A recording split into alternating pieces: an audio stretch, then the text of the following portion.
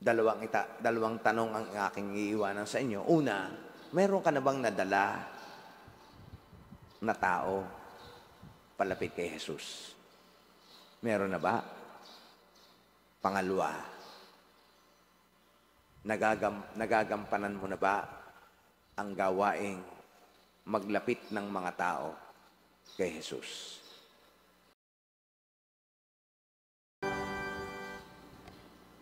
Sumainyo ang Panginoon. At sumaiyo rin. Ang mabuting balita ng Panginoon ayon kay San Mateo. Papuri sa iyo, Panginoon. Noong panahong iyon, sa paglalakad ni Jesus sa tabi ng lawa ng Galilea, nakita niya ang dalawang mangingisda, si Simon na tinatawag na Pedro at ang kapatid niyang si Andres. Sila'y naghahagis ng lambat. Sinabi niya sa kanila, "Sumunod kayo sa akin at gagawin ko kayong mamamalakaya ng mga tao." Noon di iniwan nila ang kanilang mga lambat at sumunod kay Jesus. Nagpatuloy siya ng paglalakad at nakita rin niya ang magkapatid na Santiago at Juan, mga anak ni Zebedeo. Sila'y nasa bangka kasama ang kanilang ama at naghahayuma ng lambat. Tinawag din sila ni Jesus. Agad nilang iniwan ang bangka at ang kanilang ama at sumunod kay Jesus.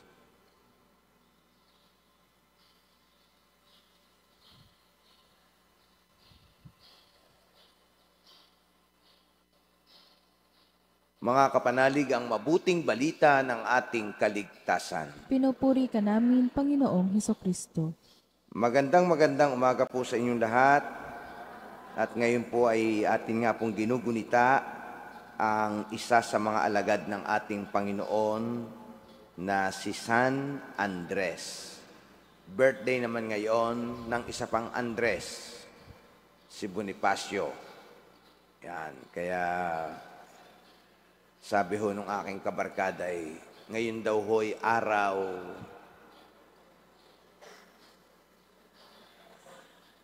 kaya yata puro babae ang nasimba ngayon dito.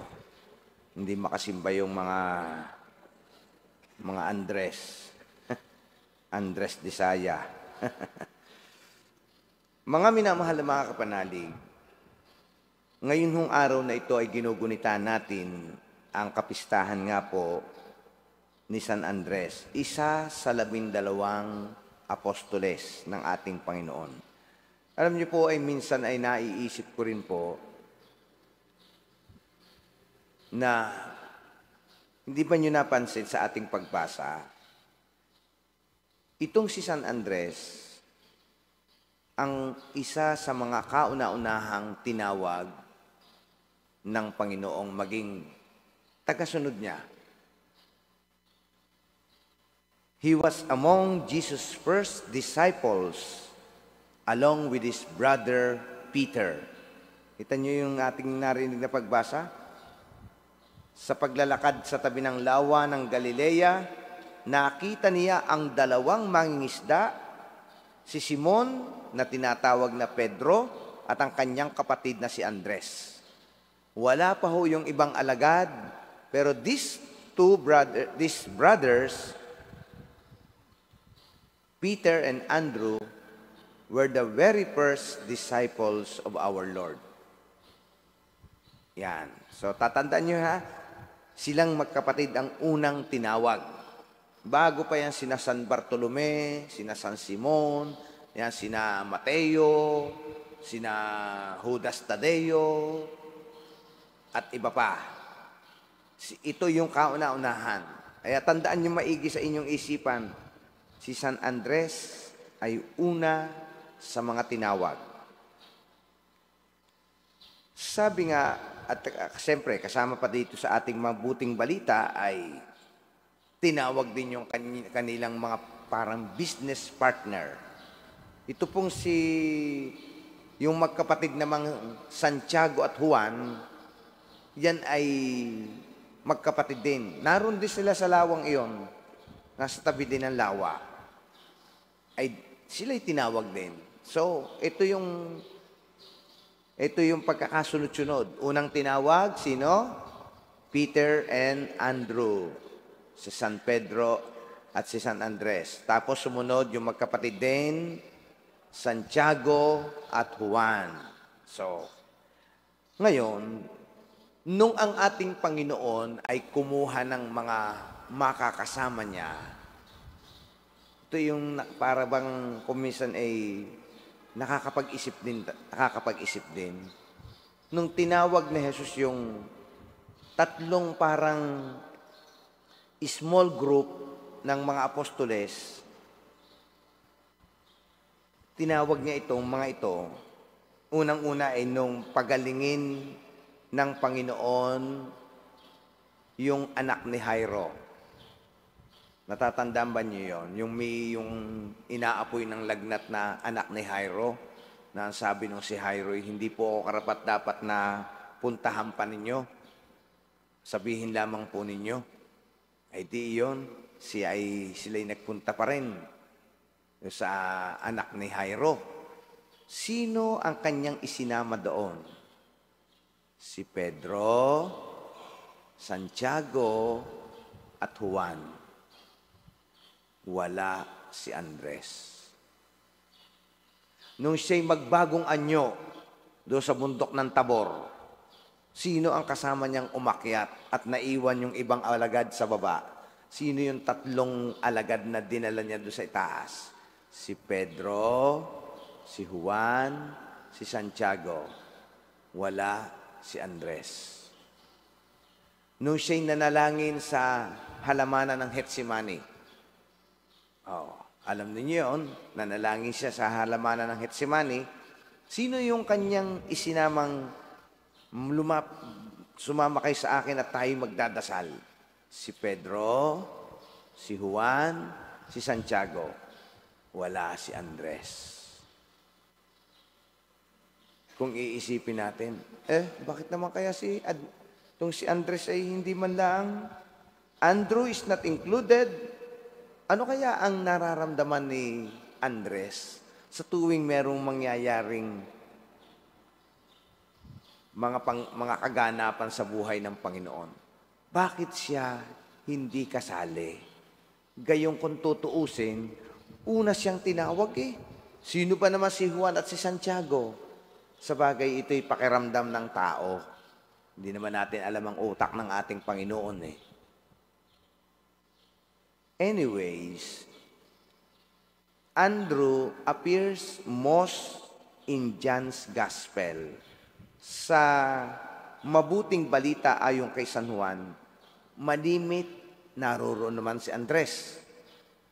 At ito po ang mga ginagawa ni Andres. Every time he is mentioned, he is doing the same thing. Ano yon? Bringing people to Jesus. Palaging ganun ho ang eksena ni Andres naman. Na may dinadala. Sino ang nagdala kay Jesus, kay Pedro? Di kayang kanyang kapatid. Basahin ho ninyo yung unang chapter ni San Juan, makikita nyo doon. Nakita ko ang Panginoon. Kuya, sabi niya kay Pedro, nakita ko ang Panginoon. At ano sabi naman? Maniwala ka diyan. Hindi, sumama ka sa akin. Halika. Hindi sumama ang Pedro para makita ang Panginoon. Sino nagdala sa Panginoon kay Pedro? Kanyang kapatid na si Andres. Ano pa? Nung magpapakain ng Panginoon ng 4,000, may bata doong may daladalang 5 sibada at 2 isda. Sino ang nagdala noon kay Jesus? Panginoon, meron po dining bata, 5 sibada at 2 isda ang dala. Si Andres. Ano pa? Merong gustong mga makipagkita sa Panginoon na mga Griego. Sino ang nagsama? Si Andres. Ito yung pareho laging ginagawa ni San Andres. Bringing people to Jesus. Bringing people to Jesus. That makes Andrew an apostle and well worth emulating. Ibig sabihin, iyan ang kung bakit siya naging alagad ng Panginoon at napakagandang matularan natin. Bringing people to Jesus. Bilang mga misyonero, dahil tayo naman lahat ay tinatawag maging misyonero, di lamang kaming mga pare at mga madre, all of us, tinatawag tayo sa ganitong missionary discipleship. Each of us is called to evangelize. Each of us is called to evangelize. Hindi tayo basta ay kayo ho, dinadala ninyo ang inyong anak sa simbahan kapag kabibinyagan. Very good. But, nag-i-evangelize ba kayo? Baka sinama lang ninyo.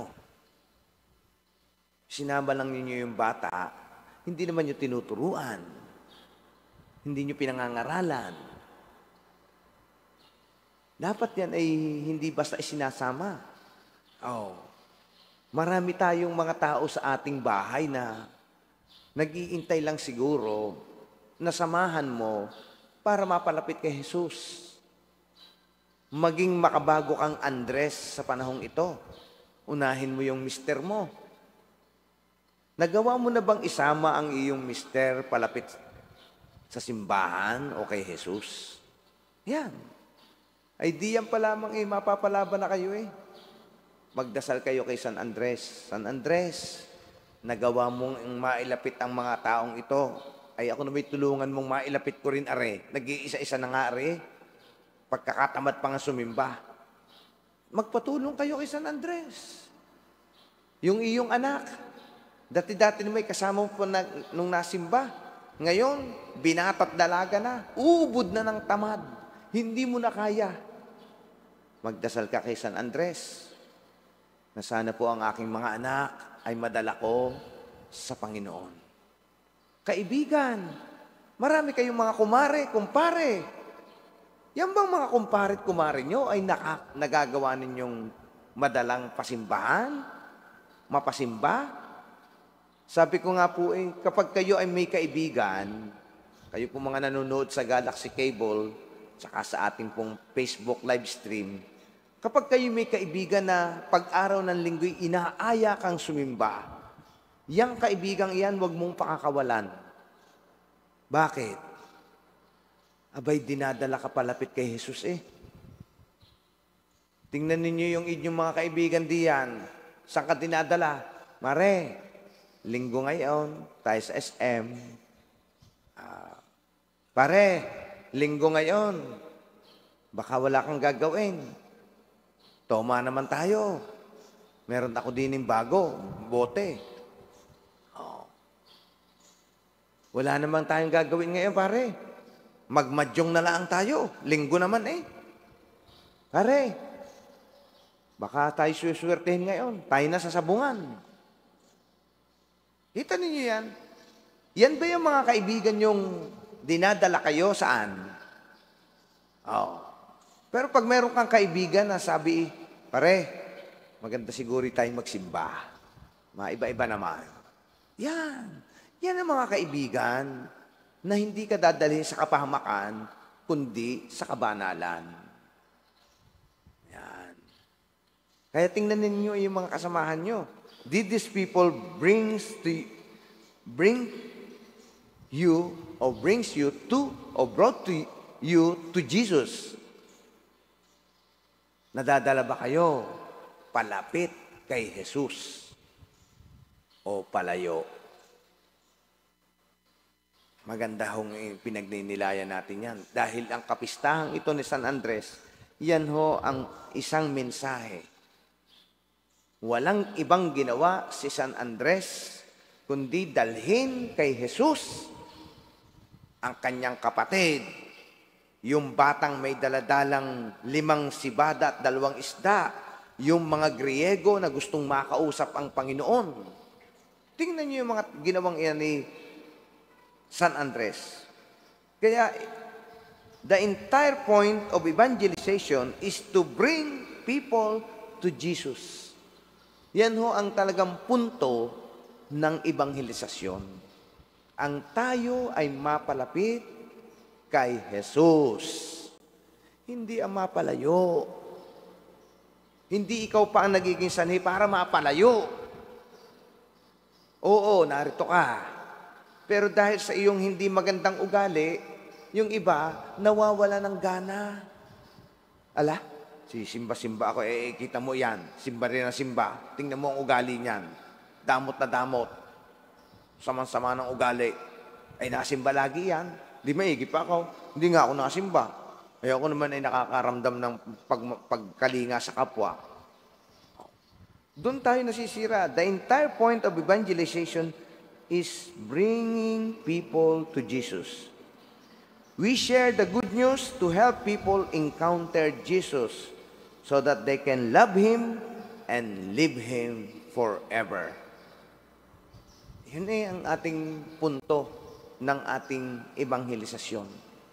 Huwag naman nyo laging, ay bahala na ako kayo, Father, dyan. Yun naman ang trabaho talaga nyo. Hindi. Lagi ho yung, huwag nyo niya laging iisipin nasa madre, nasa pare, ang gawain ito. To be a missionary is everybody's business. To be an apostle or disciples of our Lord is everybody's business. Hindi lang mga katekista, hindi lang mga lay worker, hindi lang yung mga samahang pangsimbahan. Lahat po tayo. Kaya, pag-isipan nyo yan. At magandang tingnan, ikaw, sa edad mong yan, meron ka na bang nadala kay Jesus? Palapit kay Jesus. Yan ho yung aking hinahamon do sa mga recruitment po ng yung mga samahang pangsimbahan. Tingnan nyo kayo, hindi kayo makarecruit ang marami sa inyo. Ang sabi ko pa nga ho bago man lang kayo mag-retire, ay meron kayong masasabing, ay ako nag-recruit din sa isang are. Isa lang. Isa lang. Ay ikaw, sa pagiging miyembro mo ngayon ng samahang yan, meron ka bang masasabing na-recruit para pumalit sa iyo? Para magiging produkto mo habang ikaw ay miyembro ng samahang ito. Ito po, Father, ariho'y sasama din sa atin hong kapatiran ng Cheche Bureche. Ariho, may nakuha po ako. Meron na ba? Ay dun nga sa pamilya mo, wala kang ma-recruit. Ay sa ibang tao pa kaya? Isipin mo na lamang yun. Ay asawa mo hindi mo kaya. Anak mo hindi mo rin kaya. Ay yun pa kayang ibang tao. Sinong maniniwala sa iyo? Ask yourself, brothers, sisters. Tingnan nyo rin mga lay minister na rin. Hindi kayo rin mga riyan din ang trabaho. Ay bago naman kayo mag-retire ng pagiging lay minister, kuha ng isa. Napapalit na sa inyo. Sabi ng mga apostolado, kami po ay matatanda na. Abay, di kumuha na kayo ng kapalit na bata-bata. Kuha! Wala na ba? Ay naedad na pala. Ay dapat inakuha na ng kapalit. New kids on the block. Fresh legs. Hindi katulad ng inyo. Rheumatic legs. Ay wala na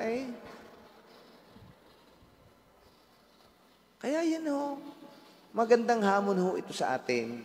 Kasi ito ang naging trabaho ni San Andres. Hindi man siya isinasama ng Panginoon sa mga partikular at mga espesyal na mga pagtitipon o kaya ay mga pagbabagong anyo, pagpapagaling. Pero kakaiba naman si San Andres. Ito naman yung kanyang kontribusyon. Ang dami niyang nailapit sa Panginoon. Sabi nga dito ay, Andrew, every time he is mentioned, he is doing the same thing, bringing the people to Jesus.